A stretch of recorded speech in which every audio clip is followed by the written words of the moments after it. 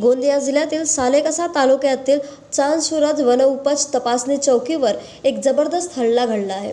वनरक्षक अभयकुमार भागवत वैद्य आणि त्यांच्या सहकर्मचाऱ्यावर विषारी मारहाण केली आणि त्यांचा 12,000 किमतीचा मोबाईल जबरदस्तीने हिसकावून घेण्यात आला। मात्र स्थानिक पोलिसांनी या संशयितांना फक्त 12 तासाच्या आत अटक केली, ज्यामुळे पोलीस विभागाची उच्च कार्यक्षमता पुन्हा एकदा सिद्ध झाली।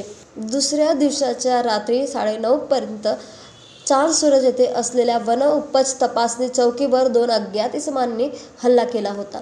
फिर्यादी अभयकुमार भागवत वैद्य यांनी यांच्या सहकर्मचाऱ्यावर लाथाबुक्क्यांनी आणि दगडांनी जोरदार मारहाण करत त्यांना गंभीर दुखापत पोहोचवली अशी नोंद केली होती। त्यांच्या सॅमसंग मोबाईलचे मूल्य अंदाजे 12,000 इतके होते, जे चोरीला गेले होते।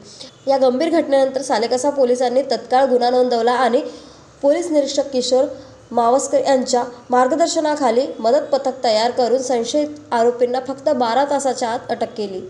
या कारवाईमुळे स्थानिक पोलीस प्रशासनाची कार्यक्षमता व वेगवान प्रतिसाद क्षमता अधोरेखित झाली आहे।